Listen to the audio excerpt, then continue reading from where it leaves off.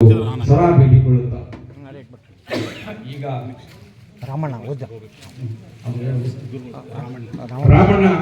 ಅವರು ಕೂಡ ಬ್ಯಾಂಕ್ನವರು ಒಂದು 5 ನಿಮಿಷ ಮಾತಾಡ್ತಾರೆ. ಯಾಕಂದ್ರೆ ಅವ್ರಿಗೆ ಕೂಡ ಯಾಕಂದ್ರೆ ಎಲ್ಲರೂ ಮಾತಾಡ್ಬೇಕಂತ ಹೇಳಿ ನಾನು ವಿನಂತಿಸ್ಕೊಳ್ತಾ ಇದ್ದೇನೆ. ಕೇವಲ 5 ಅಥವಾ 10 ನಿಮಿಷ.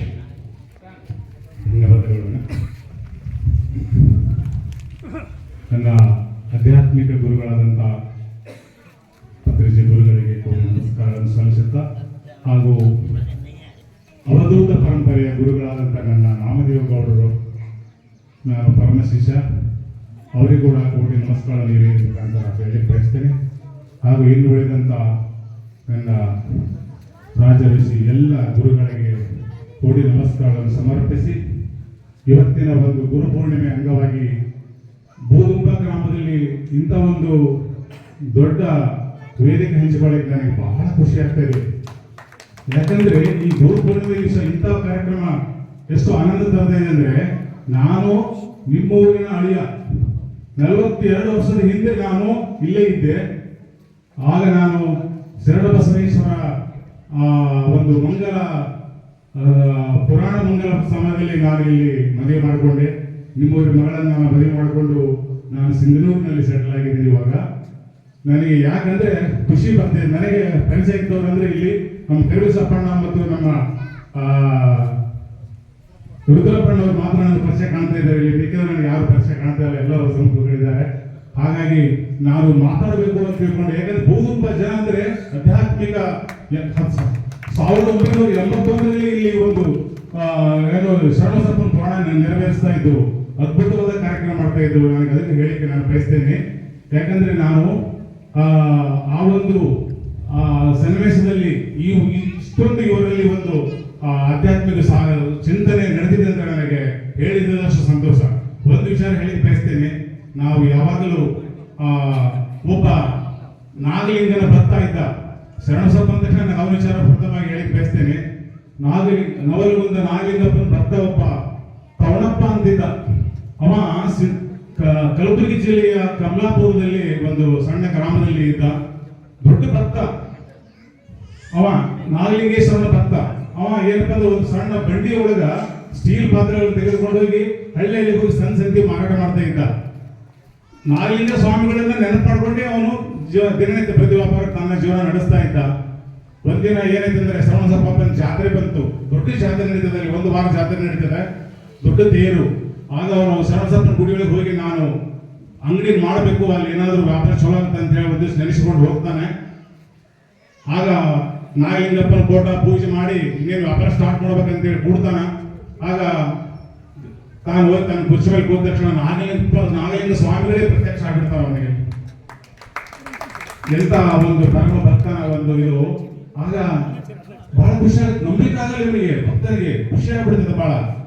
ಹಾಗೆ ಹೇಳ್ತಾರೆ, ಇಲ್ಲ ನಾನು ನಿನ್ನ ವ್ಯಾಪಾರ ಮಾಡ್ತೀನಿ, ಅದಕ್ಕೆ ಬಂದಿದ್ದೀನಿ ಅಂತ ಹೇಳ್ಕೊಂಡು ವ್ಯಾಪಾರ ಸ್ಟಾರ್ಟ್ ಮಾಡ್ತಾನೆ. ಬಂದವರಿಗೆಲ್ಲ ಎಲ್ಲ ಸಾಮಾನುಗಳೆಲ್ಲ ಒಂದೊಂದೇ ಕೊಡ್ತಂತ ಹೋಗ್ತಾನೆ. ಆಗ ಇವನು ಸುಮ್ಮನೆ ಒಂದು ಕಡೆ ಪಕ್ಕ ಕೊಡ್ತಾನೆ. ದೊಡ್ಡ ವ್ಯಾಪಾರ ನಡೆದು ಹೋಗ್ಬಿಡುತ್ತೆ. ಎಲ್ಲ ಸಾಮಾನೆಲ್ಲ ಖಾಲಿ ಆಗಿಬಿಡ್ತಾವ ಜಾತ್ರೆ ಒಳಗೆ. ಅವಾಗ ಪವಣ್ಯ ಈ ಮತ್ತೇನು ಉಳಿದ ನಿನ್ನ ಕಡೆ ಅಂತ ಕೇಳ್ತಾನೆ. ಅಪ್ಪ ನನ್ನ ಹತ್ರ ಏನು ಉಳಿದಿಲ್ಲ, ಒಂದು ಎತ್ತು ಬಂಡಿ 2 ಉಳಿದವಪ್ಪ ಅಂತಾನೆ. ಹೌದಾ, ಅವು 2 ತಗೊಂಡಪ್ಪ ಅಂತಾನೆ. ಆ ಎತ್ತನ್ನು ಭಕ್ತರಿಗೆ ಮಾರಾಟ ಮಾಡಿಬಿಡ್ತಾನೆ, ಆ ಬಂಡಿ ಮತ್ತು ಮಾರಾಟ ಮಾಡಿಬಿಡ್ತಾನೆ. ಕೊನೆಗೆ ಮತ್ತು ತವಣೆ ಮತ್ತೇನು ಉಳಿದ ನಿನ್ನ ಕಡೆ ಅಂತ ಕೇಳ್ತಾನೆ. ಆಗ ಅಪ್ಪ ನನ್ನ ಹತ್ರ ಒಂದು ಹೊಸ ಜುಬ್ಬ ಇದೆ, ಒಂದು ದೋತ್ರ ಇದೆ ಅಪ್ಪ, ನೀವು 2 ಉಳಿದ ನನ್ನ ಕಡೆ ಅಂತಾನೆ. ಸರಿ, ಅವ್ನು 2 ಕೊಟ್ಬಿಡ ಅಂತಾನೆ.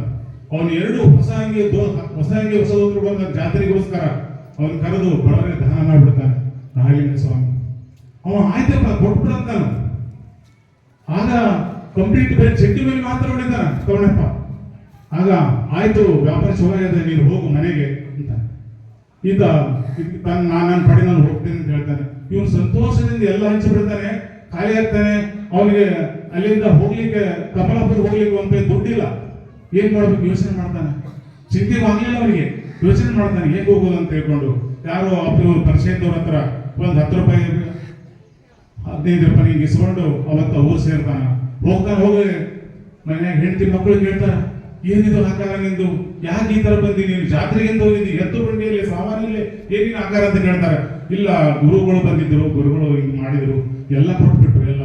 ನಾಳೆ ಬರ್ತೀನಿ ಅಂತ ಹೇಳೋಣ, ಚಿಂತೆ ಮಾಡೋದು ಬೇಡ, ನಾಳೆ ಬರ್ತಾನೆ ಸರಿ ಅಂತ ತಿಳ್ಕೊಂಡು ಆಯ್ತು ಅಂತ ತಿಳ್ಕೊಂಡು ಮತ್ತೆ ಆಗ ಅವತ್ತಿನ ದಿವಸ ರಾತ್ರಿ ಕಡಿತಾನೆ. ಮರುದಿವಸ ಮುಂಜಾನೆ ಎದ್ದ ತಕ್ಷಣ ಮತ್ತೆ ನಾಗಲಿಂಗ ಸ್ವಾಮಿಗಳು ಮನೆ ಮುಂದೆ ಬಂದ್ಬಿಡ್ತಾರೆ. ಬಂದು ತವಣ ನಾನು ಬಂದೇನಿ ಮನೆಗೆ ಅಂತಾರೆ. ಆಯ್ತಪ್ಪ ಬಾ ಅಂತ ಒಳಗೆ ಕರ್ಕೊಂಡೋಗಿ ಅವರಿಗೆಲ್ಲ ವ್ಯವಸ್ಥೆ ಮಾಡ್ತಾರೆ ಕೂಡ್ಲಿಕ್ಕೆ. ನನಗೆ ನಿಮ್ಮ ಮನೆಯಲ್ಲಿ ಇವತ್ತು ಮೃಷ್ಟಾನ್ನ ಭೋಜನ ಬೇಕು, ಒಳ್ಳೆ ಸಿಹಿ ಊಟ ಬೇಕು, ಯಾರು ಮಾಡಿರ್ಬೋದು ಮುಂದೆ ಎಂದು ಮಾಡಿರ್ಬೋದು ಅಂತ ಊಟ ಬೇಕು ಅಂತ ಹೇಳ್ತಾನೆ. ಎಲ್ಲಿದ್ದರ ಬಗ್ಗೆ ಇವನ ಹತ್ರ ದುಡ್ಡು ಎಲ್ಲ ಖಾಲಿ ಆಗ್ಬಿಟ್ಟದ.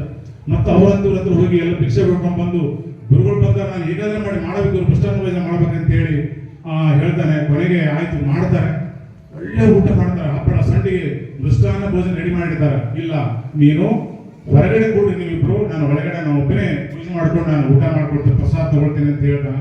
ಆಯ್ತಪ್ಪ ಅಂತ ಹೇಳ್ಕೊಂಡು ಎಲ್ಲರೂ ಹೊರಗೆ ಬಂದು ಕೂಡ್ತಾರೆ. ಅವನಪ್ಪ ಒಬ್ಬನೇ ಒಳಗೆ ಬಂದು ಬಾಗಿಲು ಹಾಕೊಂಡು ಊಟ ಎಲ್ಲ ಮೃಷ್ಟಾನ್ನ ಭೋಜನ ಮಾಡ್ತಾನೆ. ಮಾಡಿದ ತಕ್ಷಣ ಆನಂತರ ಸ್ವಲ್ಪ ಆದ್ಮೇಲೆ ಭಕ್ತ ಹೋಗಿ ಬಾಗಿಲು ಹೊಡಿತಾನೆ. ಬಾಗಿಲು ತೆಗೆಯೋದಿಲ್ಲ, ಮತ್ತೊಂದ್ಸಲ ಹೊಡಿತಾನೆ. ಸಾರಿ ಮತ್ತೊಂದು ತೆಗೆಯಲ್ಲ, ಮತ್ತೊಂದ್ಸಲ ಹೊಡಿತಾನೆ. ಜೋರಾಗಿ ತಪ್ತಾನ. ಬಾಗಿಲ ತೆಗೆದ ತಕ್ಷಣ ಒಳಗಡೆ ನಾಗಲಿಂಗ ಸ್ವಾಮಿಗಳು ಇರೋದೇ ಇಲ್ಲ. ಅವೆಲ್ಲ ಪಾತ್ರೆಗಳೆಲ್ಲ ಬಂಗಾರವಾಗಿಬಿಟ್ಟಿದೆ. ಏನೆಲ್ಲ ಏನೇನು ಉಳಿದಿದ್ದು ಮುಸುರಿ ಸಮೇತ ಬಂಗಾರ ಆಗ್ತದೆ. ಸಾರೆಲ್ಲ ಅವರಿಗೆ ದೊಡ್ಡ ರಾಶಿ ರಾಶಿ ರೊಕ್ಕ ಉಳಿದ್ಬಿಟ್ಟಿರ್ತದೆ. ಇದನ್ನ ಇವತ್ತು ಇದು ಯಾಕೆ ಹೇಳ್ತಾ ಇದ್ದೇನೆ ಅಂದ್ರೆ, ಒಬ್ಬ ಗುರುಗಳ ಒಂದು ಶಕ್ತಿ, ಗುರುಗಳ ಒಂದು ಮಹಿಮೆ.